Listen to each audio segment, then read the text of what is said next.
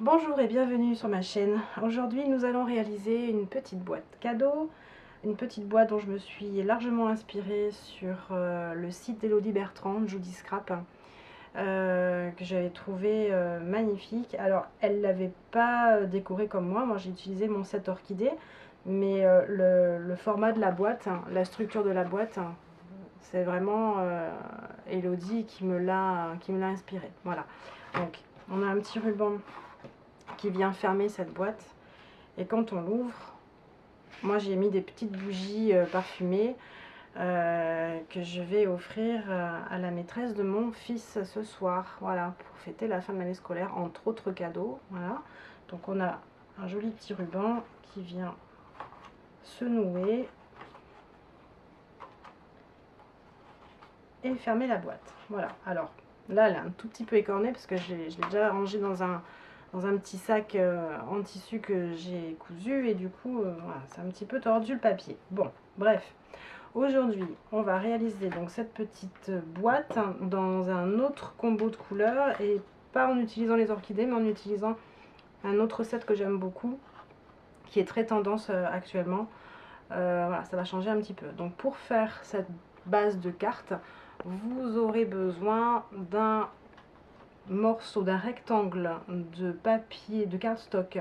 Alors là j'ai choisi sable du Sahara, ceci dit voilà, c'est un exemple, mais vous pouvez utiliser la couleur que vous souhaitez, plutôt un coloris neutre, puisque c'est en fait c'est la base là qui est blanche, hein, mais voilà, donc, autant utiliser une couleur de base neutre et après apporter de la couleur avec le rabat. Donc ce rectangle mesure 23,6 cm de large par 14 cm de haut.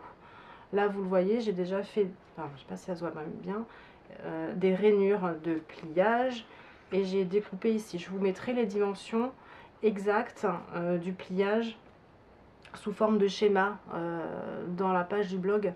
Ça sera beaucoup plus simple à expliquer, parce que sinon je vais peut-être me perdre dans les explications. Voilà. Vous aurez également besoin d'un autre rectangle pour faire le rabat. Alors là cette fois-ci je fais un rabat blanc. Ce rectangle mesure, je vous dis ça tout de suite en reprenant mes petites notes, il mesure 20 cm,7 de large par 13,5 de haut. Vous allez marquer deux pliures en partant du bord gauche, une à 8,75 cm et une autre à 11,95. Et après on va plier ce qui va constituer le rabat, le couvercle de la boîte. Sur ce couvercle, nous allons fixer deux petites longueurs de ruban de 22 cm chacune. Alors c'est pas du ruban Stampin' Up, mais celui-ci je l'adore. Je l'ai déjà utilisé en plusieurs couleurs, et voilà, donc c'est mon petit chouchou, ce ruban. Vous aurez également besoin de deux rectangles. Alors sur cette boîte-ci j'ai utilisé du papier murmure blanc que j'ai gaufré, mais là pour changer j'avais envie d'utiliser des petits papiers de la série Design Subtil, qui sont juste super. Vous les avez dans tous les coloris subtils, avec, je les ai déjà présentés et utilisés, hein, avec des bandes larges, des pois, des gros pois, des petits pois, des bandes plus fines, et il y a non c'est tout, il y a que ces designs là, voilà. Et vous les avez, alors c'est dans tous les coloris subtils. Après ils sont petits puisqu'ils font 15 par 15, mais c'est idéal pour faire des matages de cartes. Je vais utiliser poussière de rose avec les petits pois d'un côté, puisque ça viendra ici sur le dessus, et à l'intérieur du rabat je pense que je mettrai plutôt ce côté là. Voilà, alors j'ai utilisé le set petits pots d'amour, donc avec les petits bocaux et les petites fleurs, les feuillages, le petit poisson et un petit message relativement simple, mais ils sont très sympas. Donc on va utiliser ça aujourd'hui. Également les matrices associées qui vont me permettre de découper les petits bocaux, je vais en faire 2, les fleurs et faire créer du volume sur le dessus de ma boîte. Je reprends la base de la carte. Donc j'ai fait des pliures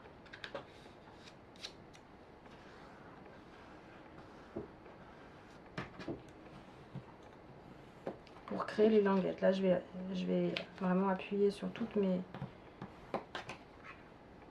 pliures. Celle-ci également.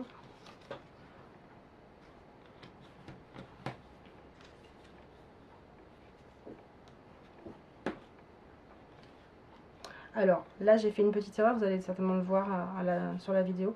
J'ai fait la ligne de pliure verticale là sur toute la hauteur. Il fallait pas le faire ici, parce que je n'ai pas reproduit là. Mais bon, c'est pas très grave puisque ça va être collé à l'intérieur de la boîte. Donc c'est pas trop le souci.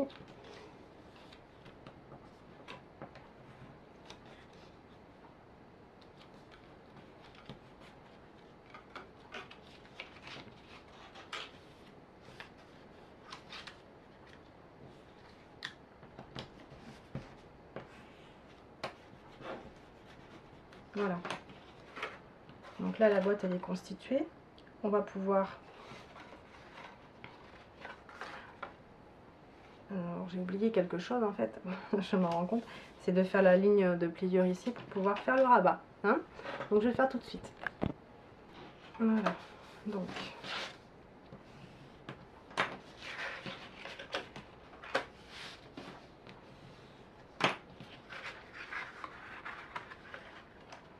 Donc on va pouvoir assembler. Donc, on a les 2 petites languettes des côtés qu'on va coller ensemble et ensuite on viendra rabattre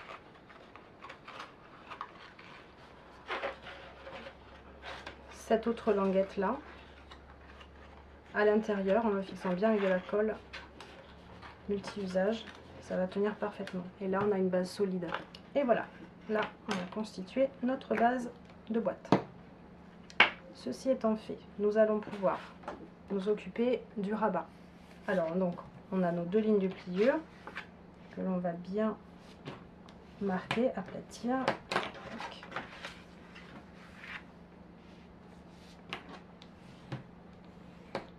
Voilà. Il vous faudra quelques chutes de papier murmure blanc pour vos tamponnages. J'en avais mis de côté. Voilà, j'ai plusieurs petits morceaux qui vont me servir à tamponner. J'ai décidé d'utiliser aujourd'hui les encres pour le bocal, pour les bocaux, ardoise bourgeoise, pour le feuillage, macaron à la menthe, pour les fleurs, flamant fougueux et poussière de rose, et pour l'eau du bocal, béguin bleu. Béguin bleu que j'ai un petit peu,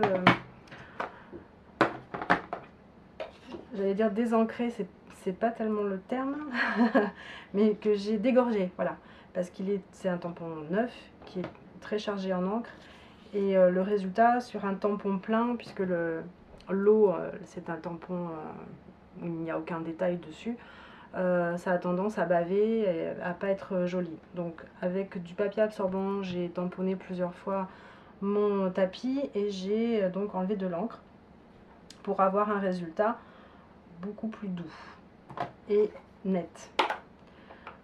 Je vais procéder maintenant au tamponnage du bocal.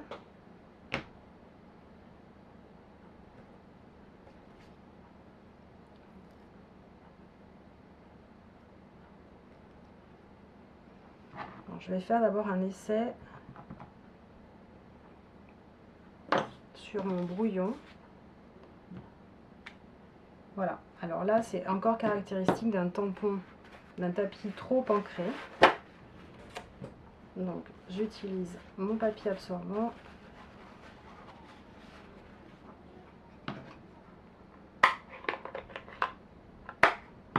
Et je vais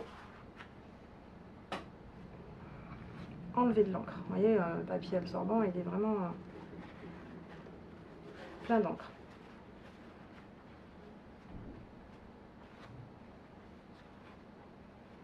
Ça ne donne pas un joli résultat hein, quand on a des détails sur les tampons.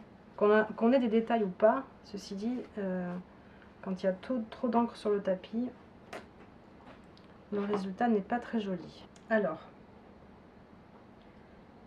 je vais essayer de me positionner correctement.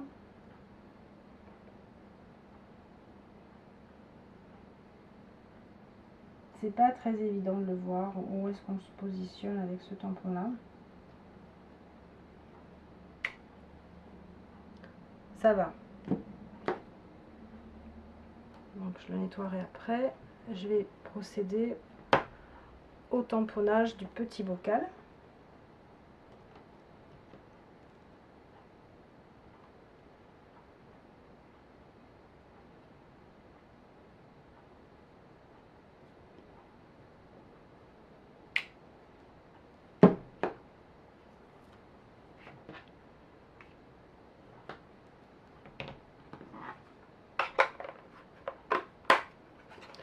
Et maintenant, ce que je peux faire, c'est de façon alors, aléatoire, mes petites fleurs, mon petit feuillage, mais je pourrais déjà essayer de faire mon petit poisson.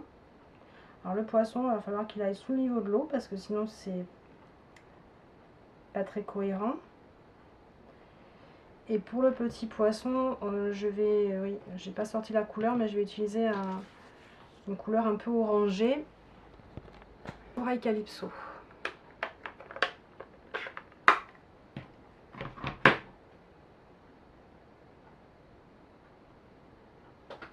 Alors, là encore, j'ai beaucoup de bulles.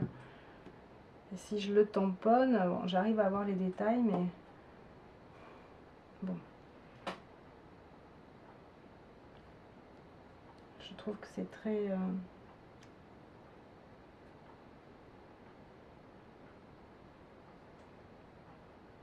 très chargé. Bon, alors, on va faire un essai. Si ça va, ça va. Si ça va pas, je recommencerai.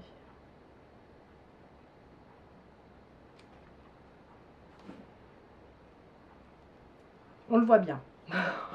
C'est le moins qu'on puisse dire. Il est très très visible. Et ça manque un petit peu de détail. C'est un peu bavé. C'est un peu dommage. On voit pas bien le détail des nageoires dorsales. Et même de la queue. Bon, voilà.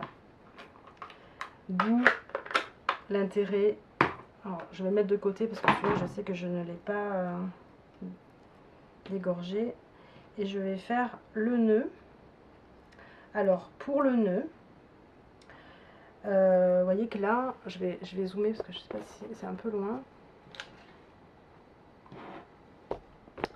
On se rend vite compte que le nœud, il dépasse sur la droite. Alors, pour pas avoir cet effet-là qui est très moche, je vais utiliser une petite chute de papier que je vais mettre au bord du bocal, en dépassant même un petit peu sur mon tamponnage, hein, sur les vis du bocal.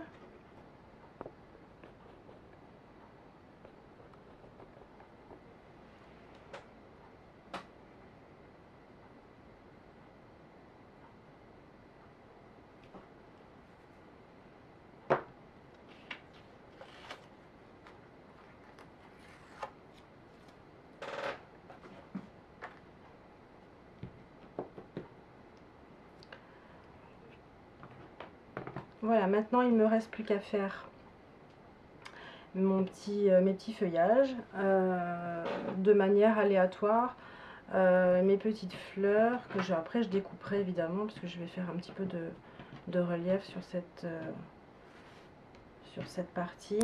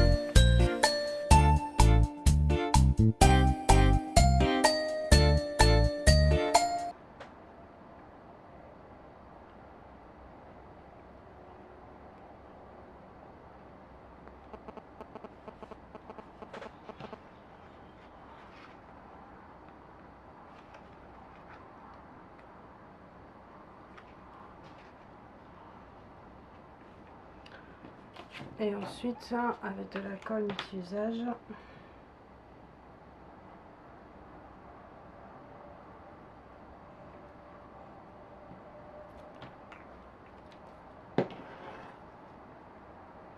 je vais venir déposer mon rectangle en le centrant bien dans la hauteur et la largeur.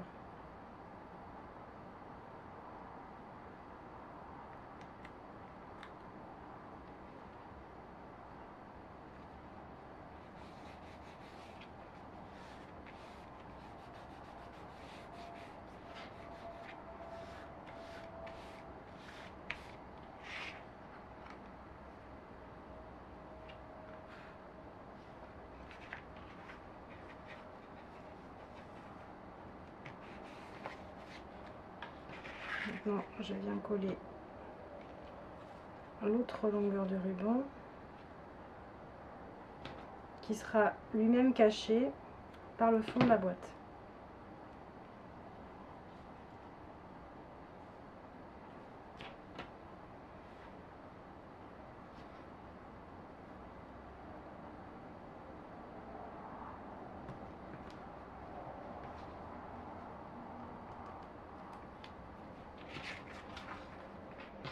Alors, sur cette étape, je vais appliquer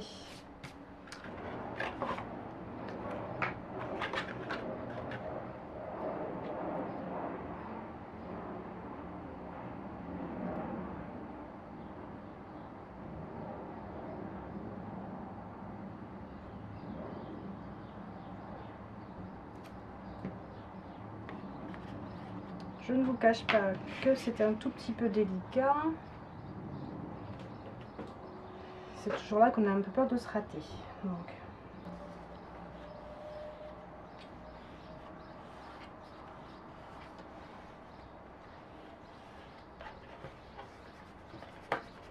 voilà, le fond de boîte est collé.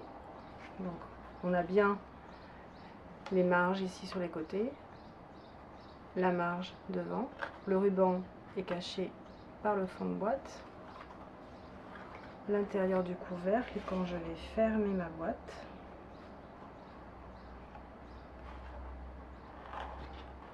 je vais faire un joli nœud.